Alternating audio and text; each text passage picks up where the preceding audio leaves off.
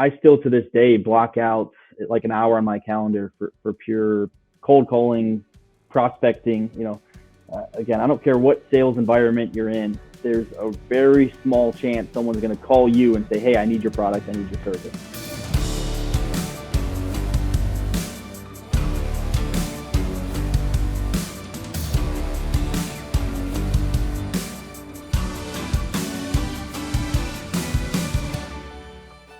This is the Full Stack Sales Pro.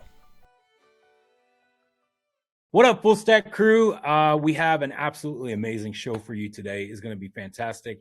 I actually got connected with this gentleman through one of our COOs here, and he was like, you got to talk to this guy. He tried to make fun of him for his golf skills, but then I quickly found out that this guy actually is sometimes better than our friend here, Brian, at golf. So it turned into these, hey, let's talk about sales and let's figure out just how we can learn more from you. So go ahead. Let's just welcome Adam to the show today. Adam, thank you so much for taking time out of your busy 18 holes life to come in and join us on the show. How's your day been so far? It's been great. Excited to be here. Thanks for having me, Josh. Heck yeah. First of all, because if you're watching, then you can understand that I'm already a fan because you got to let yourself a little bit of Weller back there, plus a little bit of the Masters logo, which is all you really need in this world is Weller and the Masters. So exactly. Yeah. As a sales professional, if you don't have a good bottle of bourbon behind you, I question you at all times. Wait, hold on. So because some people, they can't see. Now you can see, but I'll come back into the shot. But I agree. Like people, when I was putting the office together, my wife is like, well, what do you want to be in your office? I was like, well, you got to have bourbon and you have to have some really inspirational picture that makes people think that you're super smart and you know what you're talking about. I don't know if you operate that way. Or... That's it. At least if I can't sell you what I'm trying to sell, at least we'll have a shared connection over the good brown water that's sitting over my shoulder. Yes. So. I love it. Well, let's get into because honestly, this will be fun. You'll be the first person out on this show that I brought on that I didn't personally have a connection to, which I love because I get to really be just inquisitive and understand. But Brian, honestly, with all the joking, speaks so highly of you and where you've come from and where you've gone. But I would love it right now if you could just kind of share your backstory of how you got into sales. Yeah, of course. I first and foremost, anything Brian shared, it may have been a lie or very stretched truths, but my background's a bit unique. I didn't grow up thinking, hey, I'm going to go out and be an expert salesman one day. For me, it started on the golf course at a young age. My father's a CIO, so I was around a lot of good sales folks a lot. He would drag me out on the course when I was, even middle school all the way up through college. And so I was around a lot of good folks that were good at their craft. So I think I witnessed it, watched it, saw what, for good and for bad, what a salesperson does. And, as I kind of started to, I guess all the way back to high school, college times, I actually education background. So I wanted to go teach and coach. I wanted to do something that I really loved. And at that time that was golfing and working with, young adults. And so I actually was a history teacher turned sales professional, which is a bit, you want to talk about hard sales, try to get a sixth grader excited about world history. You sell that, you can sell anything. So yeah, that's true. I told somebody on the show before, I said they had a church background, and I was like, man, church people make the greatest salesman, because if you could tell a bunch of teenagers not to have sex, then you could literally sell anything. That's right. Yeah. So I did that for a number of years. That's actually what ultimately brought me to Nashville. So I was a history teacher and head golf coach at one of the local schools here. And literally right around, I guess it was about year 3 or 4 for me, I met my now wife, and I was, of course, as a teacher, rubbing pennies together, hoping they were turned into quarters. And it just, long term wasn't going to be viable for me. So I kid you not, I literally sat at my desk. I was the athletic director. I opened up our parent directory and just started thumbing through the pages of some trusted parents that could perhaps make some intros. I had a master's in business, so I had a foot in both camps, but I just knew I had to make a pivot. And I ended up calling a guy named Mike Murphy. He was the owner and founder of Holland Square Group, which is where I met Brian. So this is where the connection comes in. But I called him, and Holland Square Group was a healthcare IT consulting firm, really focused on staff augmentation, and called him, and I just said, hey, listen, you probably know a lot of folks that are hiring. I'm trying to get out of education. And that turned into 6, 7, 8 more meetings and beers over the course of probably 5 or 6 months. And he took a chance on me and brought me on as the director of operations, where I just started to learn the business of healthcare consulting.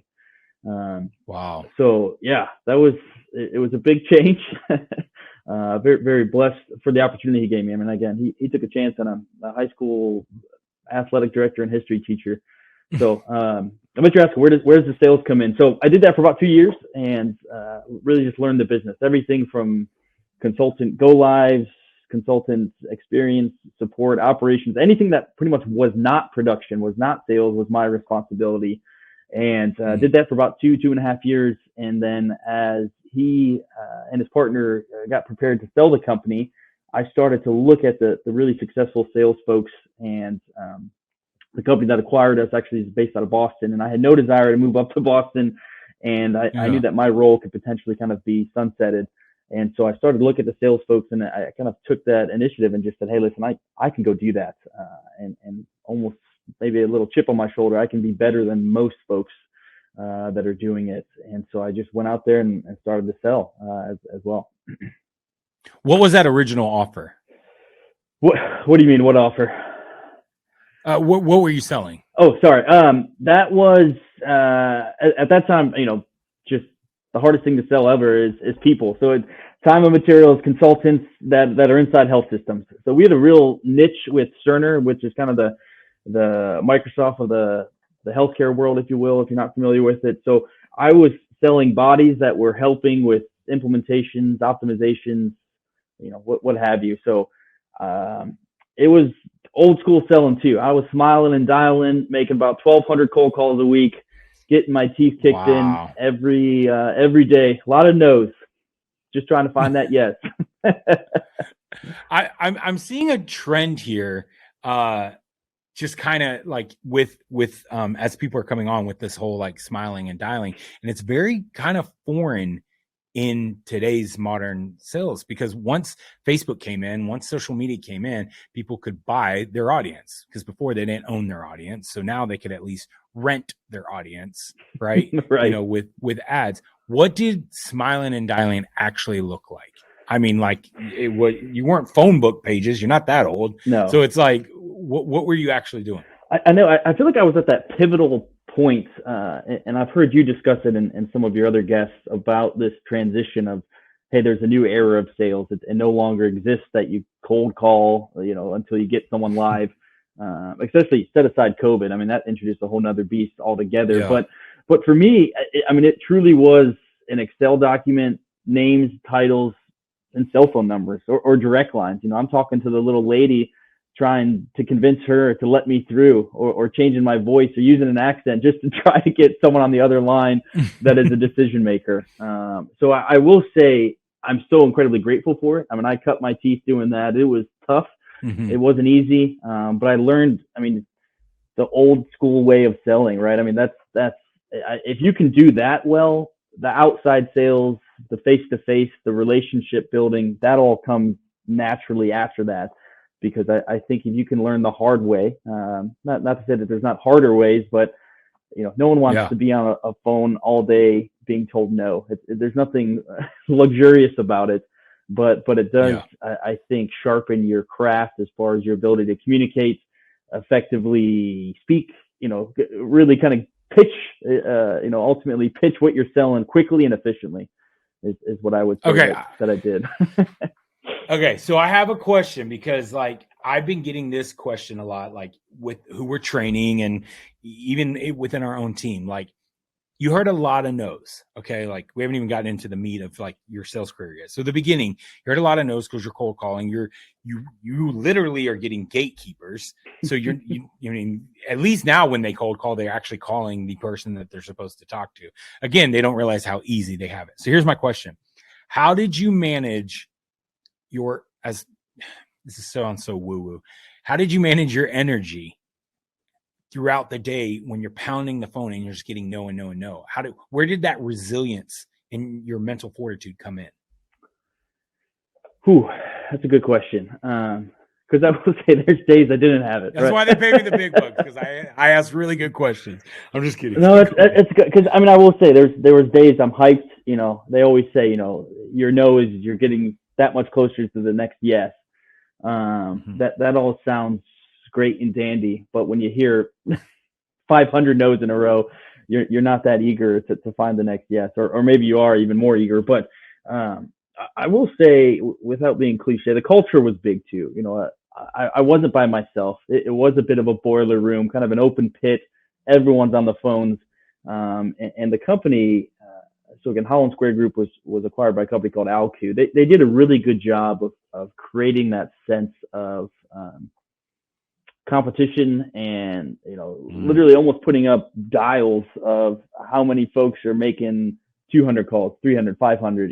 Because it was building obviously just a mass cog in this wheel to get as many conversations going as possible. So for me, it wasn't, hey, I'm going to come in and stack up 5 cups of coffee and just make it happen today. But also it was my means of doing business. It was obviously the Wolf on Wall Street, all the stuff, pick me up, I make you money. That was the kind of mentality. Like no one's going to call me and say, hey, Adam, I need resources. I had to be at the forefront of their mind at all times. And so I was the one that had to do it. And if you're doing that across 5, at that time we had 5 or 6 offices, you wanted to be the best. I think there's something innate about every salesperson that they want to be the best of the bunch, right? They want to have the highest volume. They want to have the biggest deals. So I think that sense of culture and competition helped really create some nice traction of us smiling and dialing every day. Nice.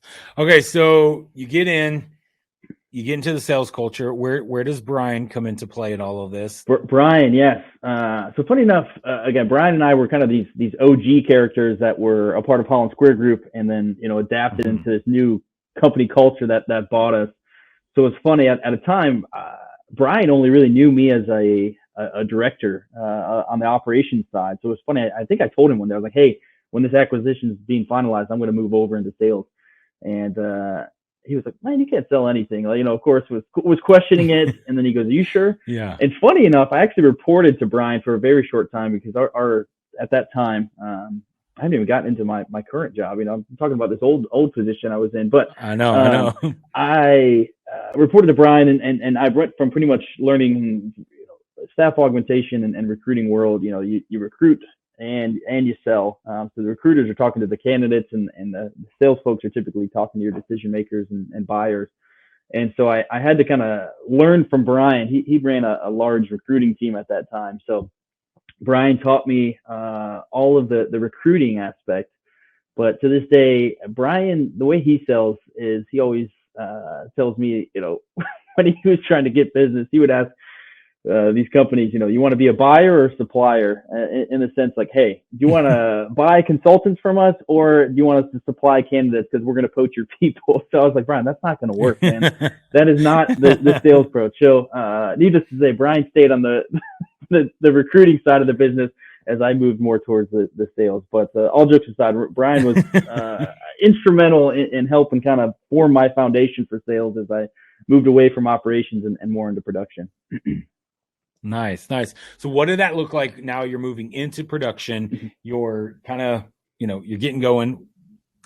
What are some of the first lessons you started realizing and learning very quickly?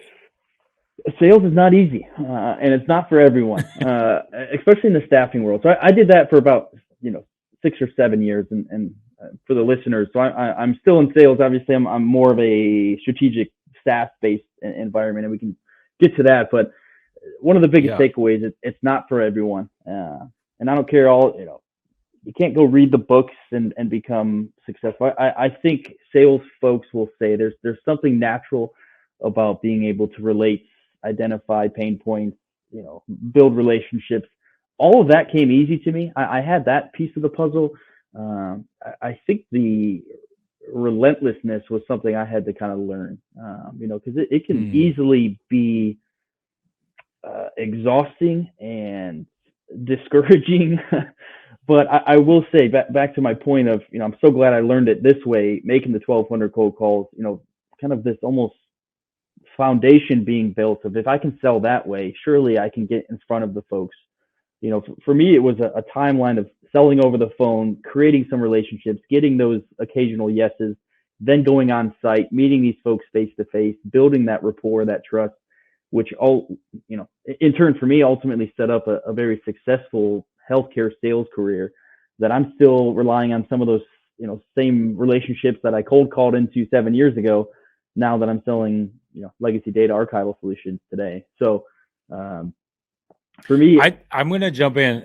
I want to soapbox real quick. Yeah, of course. I think that is the biggest missing element in the sales world that I see right now, is that in this online space, which is amazing. I mean, the e-learning space is like about to be a $400 billion industry. So it's not that it's small.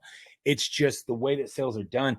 I don't see people have a book of business like they used to. And that's something that I'm wanting not only my team and my staff to have, but also our students that we're training. It's like there is a nurturing process that happens. And more important, like remove sales. What I'll never forget, one of the greatest lessons I learned was a guy told me, he was like, the dots of life will always eventually connect at some point. And he showed me things that happened like in the 70s when he did something, and how because he didn't make a choice to do something that was actually justifiable, and he basically took one on the chin, 20 years later, how that came back around. Right. And there's always something connecting. And I think if sales professionals could understand what and operate in, and as you just said, you're literally still building upon that from 2007, right? Yeah, for sure. It's and I think I too surrounded myself with mentors, folks that, sales, there's no need to constantly recreate the wheel. There was a desire for me to take bits and pieces of folks that I knew that were really good at it, whether it was the relational piece or the outbound piece. For me, I had to kind of identify too what kind of sales person I wanted to be. There's the hunters, the farmers. Like, I was the guy that wanted to put on the war paint, go out there and come back with the fattened calf that, like, hey, look what I brought. I was chasing net new logos, net new partnerships.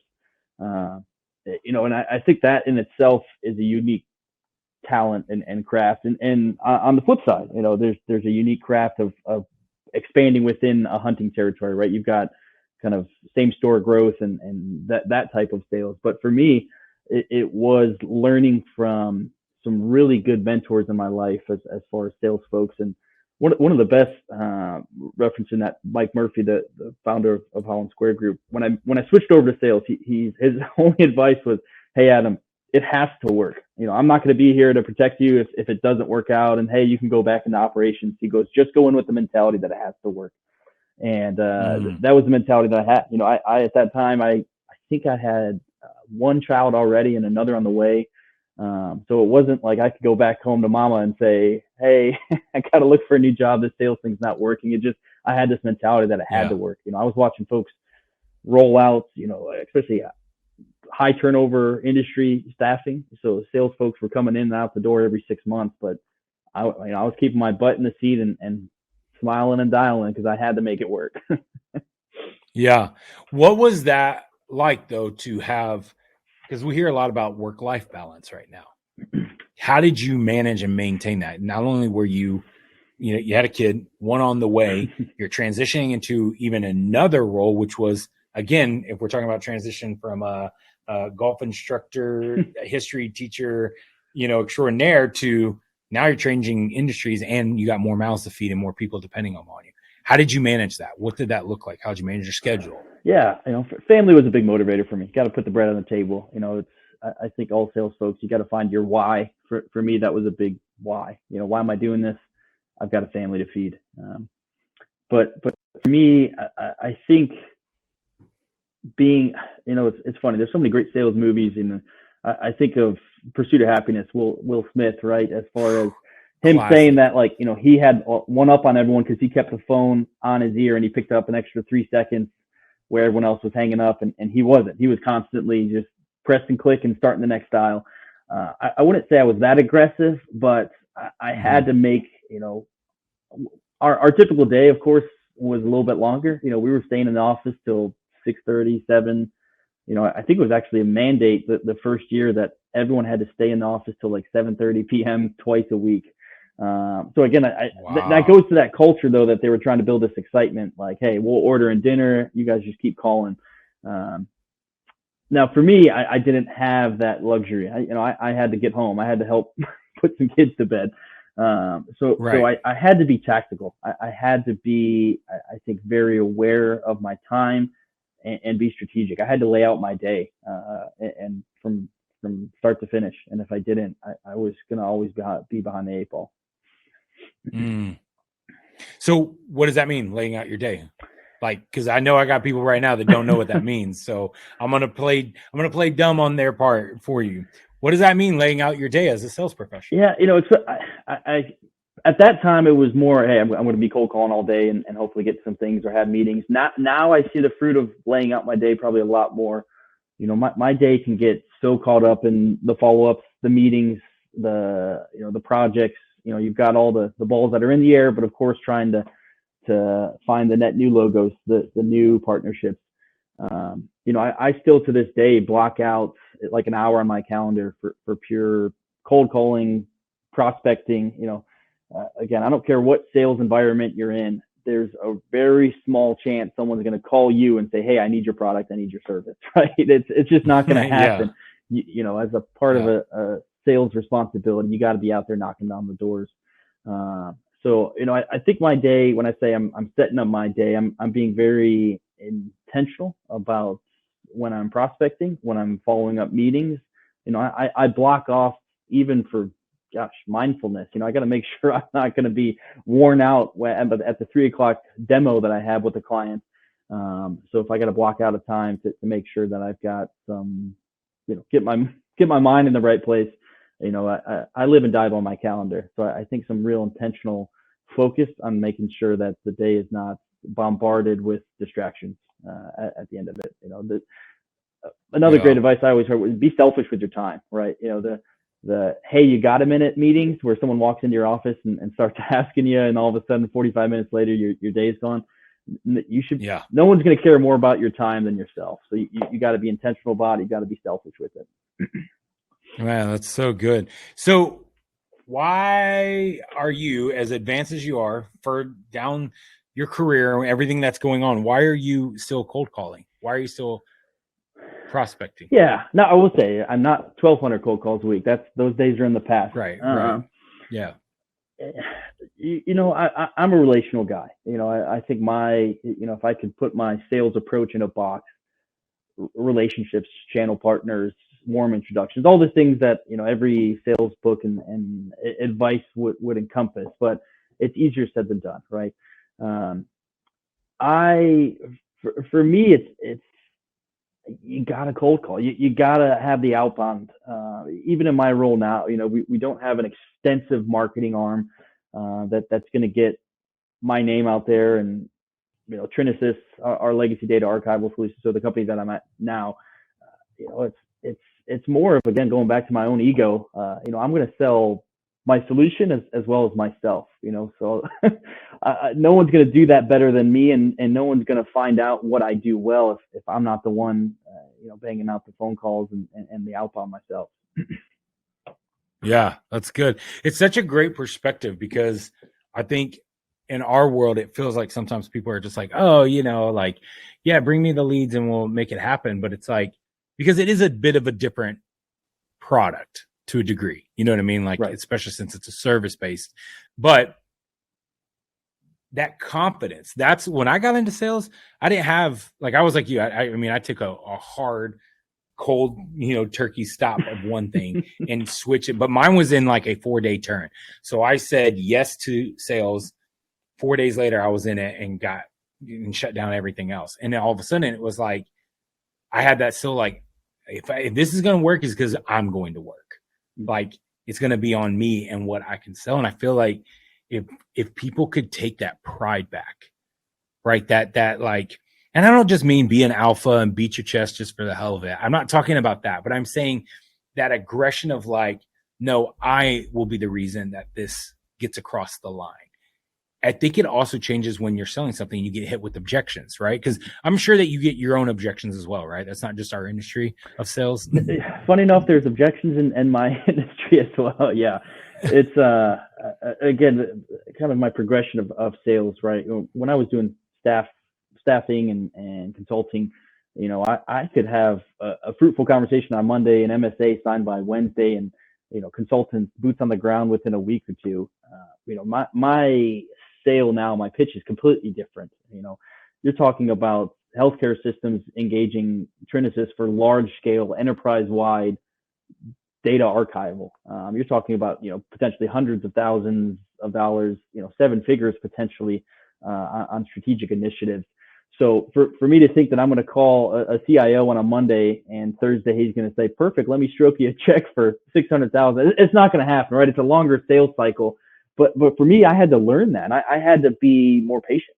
I had to understand that I can't pepper these folks on a Monday and expect them to get back. So I think, again, a good salesperson is going to realize timing and value, right? That those are the two things I think everyone's constantly seeking. The timing, sales is sales, right? If you're selling snow cones in the summer, it's great. If you're selling them in the winter, it's hard. Your buyers aren't going to be as interested. So, I think timing and value is big. Trying to have both, be right on both is always hard. But if the timing is a little bit off, that's where you build the relationship. That's where you showcase the value and hopefully the timing's right. I mean, I still have health systems that, I haven't done a lick of business with, but I still talk to them probably every month or every couple of months because I know eventually there's going to be an opportunity, and I want me to be top of mind and my solution and whatever I'm doing at that time to come right to their mind, just given that I've been putting the work in to be present with them. Yeah.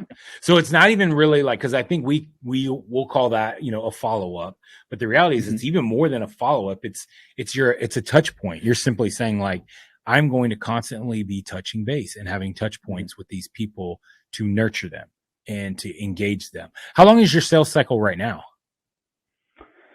On average. On average, yeah, I was going to say, catch me on a good day or a bad day.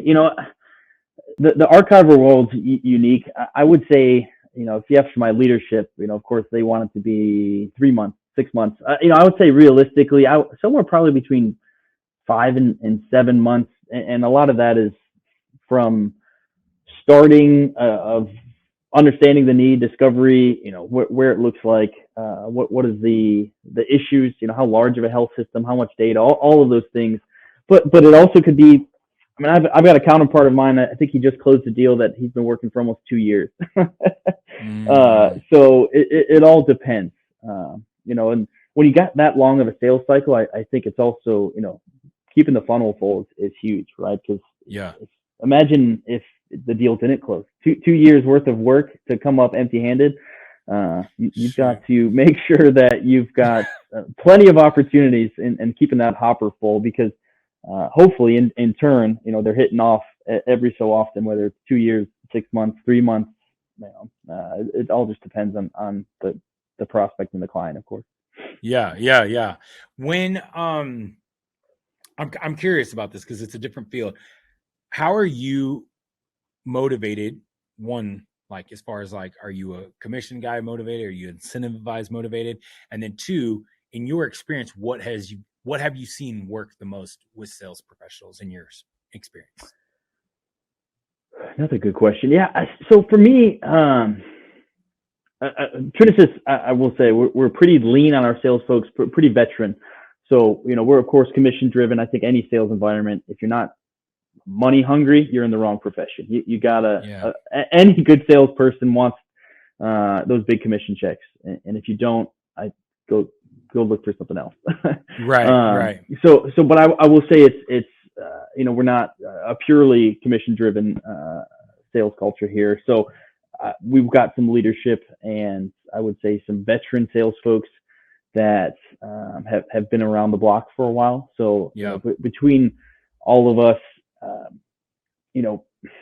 your question is it's so hard as far as like what works. Again, I'm a bit of an old school guy. I do the handwritten notes. I do things that try to differentiate myself from the others, because I always picture there's an Adam at Trinisys there's got to be another form of an Adam at my competitor. And so I'm trying to think, how can I outwork him? How can I outperform him or her for that matter?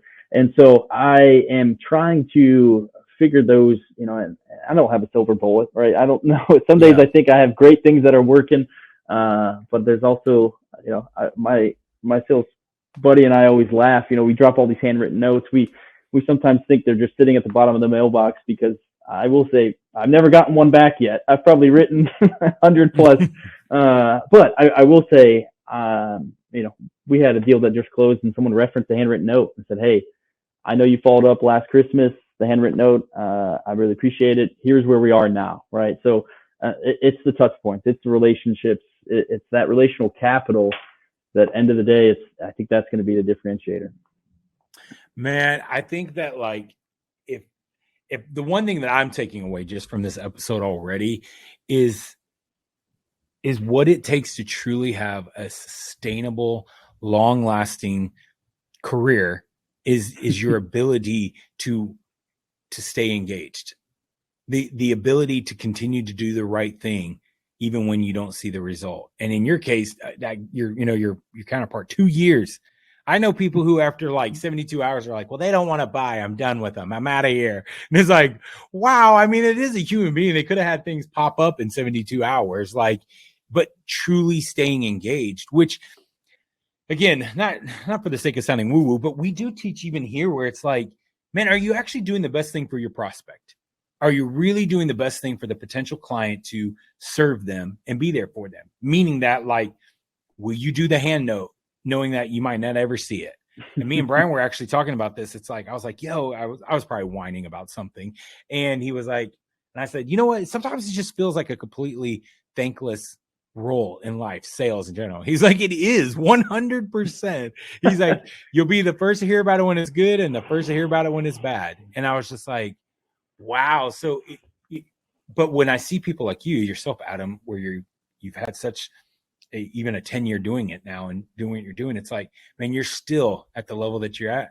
You're still staying engaged with people, even if they're not giving you a credit card or a PO or whatever, even you're still staying engaged with people, even when it is not somehow immediately filling your pocketbook, because the law of returns is very simple. It will at some level, at some stage, you know what I mean? So I appreciate that. I don't know if you have any final thoughts and advice that you could share to some of these young sales professionals who are kind of just getting into the game. Any parting words of wisdom? Of course. And again, a huge thank you for having me. Enjoyed it. But by no means would I claim to be an expert. I'm still learning, right? So I'm still refining my craft. I'm excited for always what's on the horizon. I seem to be, hopefully there's some folks out there that would say I'm good at what I do, but it's because I've surrounded myself by some great leaders, some mentors, constantly trying to figure out how can I be better at what I'm doing. So my biggest advice, anyone that's just getting their feet wet in sales or 10 plus years, the relationships are key. And I know that everyone will say that, but you're only as good as your solution or your product. You got to have that confidence in it, but end of the day, you've got to just be present. You got to be focused on showing up, and whatever form that takes. If it's a handwritten note, if it's flying out there and meeting them face to face, for me, it's just a continuation of diving into the deep end, and showing up with these folks. I love what I do. I love sales. I love kind of the uphill battle that it can be sometimes, but I will put myself up against anyone as far as kind of the work ethic and the sweat equity that's needed to go get the partnerships. That's the stuff that I love. I love to do that. Ask my wife. Probably there's days that my face doesn't say that I love it. There's probably frustration and exhaustion. But end of the day, I really enjoy, not only working at Trinisys and our sales environment, but, just delivering on a solution that addresses a problem. That's always fun to be, strategic in kind of bring in, I would say a solution that's going to help the folks out. Yeah, I love that. I love that. Well, man, Adam, thank you so much for your time. As always, Full Stack Crew, if you don't take away, there's so many nuggets to take away from this, but here's let me say it like this. As always, we literally never, we don't monetize the show. We don't do anything like that, because the goal is that this is a place where you can, as a sales professional, no matter what stage of your career, your life you're at, that you can pull something away from this. And the only thing that we've ever asked, and to my knowledge, the only thing that we will ever ask is simply this: could you share this episode? If it does something for you, if you got something out of it, or somehow you're watching it and you're like, yo, my uncle's or my aunt's in sales and they need to hear this, great. Because what Adam dropped to y'all today is some old school classic vibes, but honestly, things that need to be applied in today's modern world of sales. And if we could apply some of those just honestly tried and true principles, honestly, Adam, that you were dropping on us, I literally think people would not only increase their commission checks, which is number one, but they're going to increase their closing percentage by that as a byproduct of truly managing and nurturing and stewarding their relationships and their contacts and their leads. So again, as always, Full Stack Crew, we got nothing but love for you. We're appreciative of you all, and share, like, all the good things that helps the show spread the word. But until next time, we will see you guys.